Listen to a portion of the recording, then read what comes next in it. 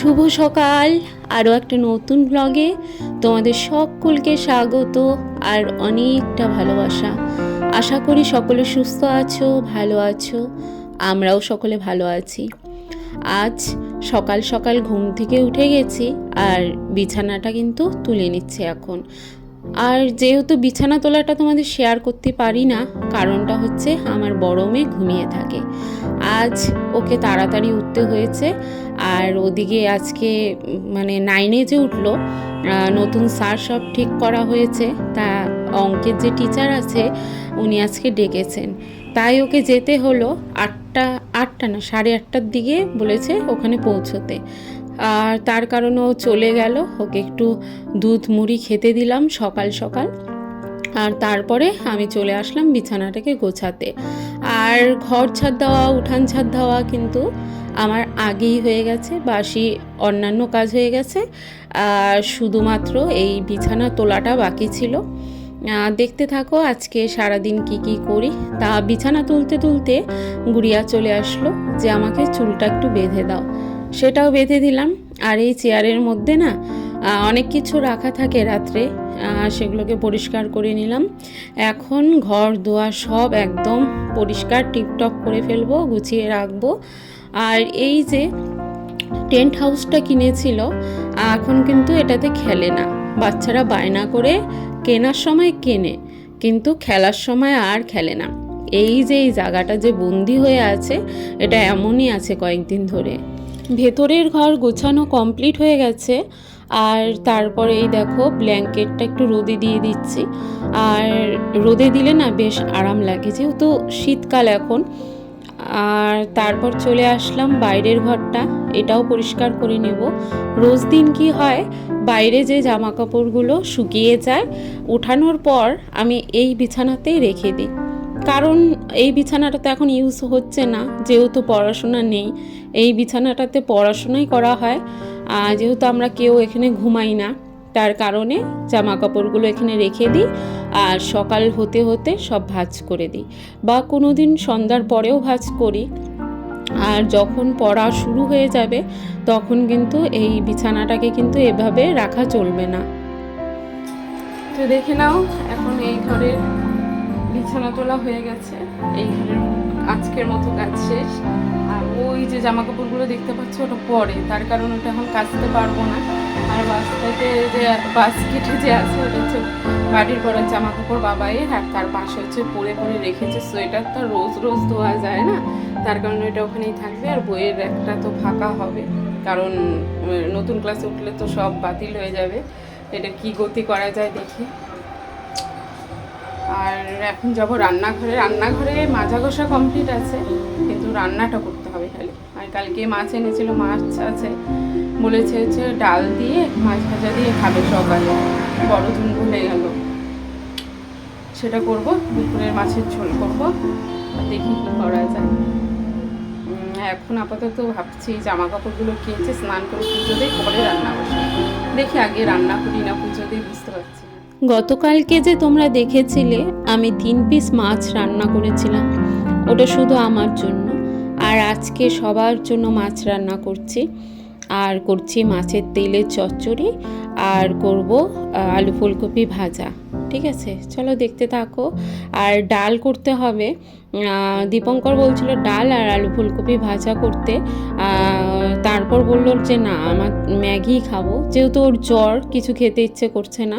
তারপর দুপুরে ম্যাগি দিয়েছিলাম, কিন্তু ডাল আর ফুলকপি আলু ভাজাটা রাত্রে করেছিলাম, যেহেতু সারাদিনে কিছু খায়নি, আর শুধুমাত্র ম্যাগি খেয়েছিল। আর এদিকে আমাদের দুপুরের খাবার রেডি করছি। আমি তখনও ভাবছিলাম যে ও খাবে, মাছ দিয়ে ভাত তো ভালোই খায়, তবে আজকে আর খায়নি।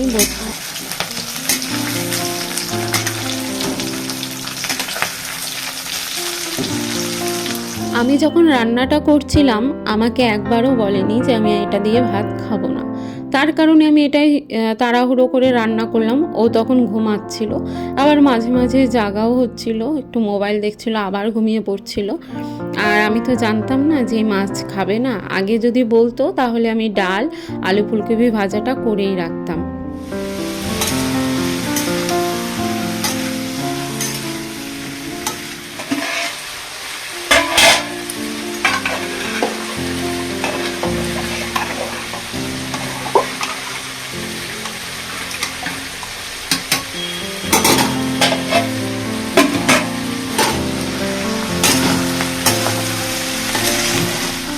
মাছের তেল চচ্চড়িটা আমার পুরোপুরি রেডি হয়ে গেছে। এখন যে টিফিন বাটিটা দেখতে পাচ্ছ সেখানে নামিয়ে নিচ্ছি। আর এত টেস্ট হয়েছিল, পেঁয়াজকলি দিয়েছিলাম, আমার তো ভীষণ ভালো লেগেছে। পেঁয়াজকলি, আলু, ফুলকপি, লঙ্কা এসব কিছু দিয়ে বানিয়েছিলাম আর মাছের তেল দিয়েছিলাম। এখনই আমি ভয়েস দিচ্ছি কিন্তু আমার খুব লোভ লাগছে। আর তোমরা গাড়ির আওয়াজ শুনতে পাচ্ছ, কারণটা হচ্ছে আমি রাস্তার পাশে যেহেতু আমাদের ঘর, বারান্দার রুমটায় বসে আমি এডিট করি, আর রাস্তা দিয়ে যখন গাড়ি যায় সমস্ত আওয়াজ চলে আসে। একটু অ্যাডজাস্ট করে নিও, কারণ আমার কোথাও গিয়ে বসার মতন জায়গা নেই যে আমি সেখানে বসে ভয়েস দেব। আর তারপরে গুড়িয়াকে দিয়েছিলাম খেতে, ও বেছে বেছে দেখো মাছের কাঁটাগুলো খাচ্ছে। আর একটা মাছের মাথা ছিল কানের জায়গাটাও, সেটাও দিয়েছিলাম। আর তারপরও খাচ্ছে, বলছে ভালোই হয়েছে, কিন্তু মোবাইল দেখে খাচ্ছে, তাই মোবাইলের দিকে ধ্যানটা বেশি আছে, খাওয়ার দিকে খুবই কম। আর এখনকার বাচ্চারা জানোই মোবাইল ছাড়া কিছুতেই খেতে চায় না। যেই যত দেখাক, আর বড় বড় ইউটিউবার হোক আর যেই হোক, দেখাবে যে খেতে বসলো, কিন্তু ক্যামেরাটা অফ করে ঠিক হাতে মোবাইলটা দিয়েই দেবে। আর এটা এখনকার সত্যি একদম এটা বাস্তব কথা, মোবাইল ছাড়া ছোট হোক বড় হোক কেউ কিন্তু খেতে পারে না। হ্যাঁ, সবাই যে এই কাজটা করে তা কিন্তু না, কিছু কিছু মানুষ আছে। আমার স্নান দান কমপ্লিট হয়ে গেছে, আজকে খুব তাড়াতাড়ি সব কাজ হয়ে গেল। এখন ঘড়িতে কয়টা বাজে? 2টো বাজে হয়তো। আর পূজাও দেওয়া কমপ্লিট হয়ে গেছে, দেখাচ্ছি ঠাকুরঘরটা শেয়ার করি। আর আজকে আমি হাতা কাটা নাইটিটা পরেছি, ঠান্ডা আছে কিন্তু মানে হাতাওয়ালা নাইটিগুলো ভেজা দুইটাই আছে। আর দুটো কিনেছি নতুন পরার জন্য শীতকালটা, ওটা হচ্ছে মার কাছে সেলাই করতে দেওয়া হয়েছে, ওটা আনা হয়নি এখনও, তার কারণে পরতে পারছি না। আর এটাই পরলাম, একটু পরে একটা ঠান্ডার কিছু গায়ে দিয়ে নেব।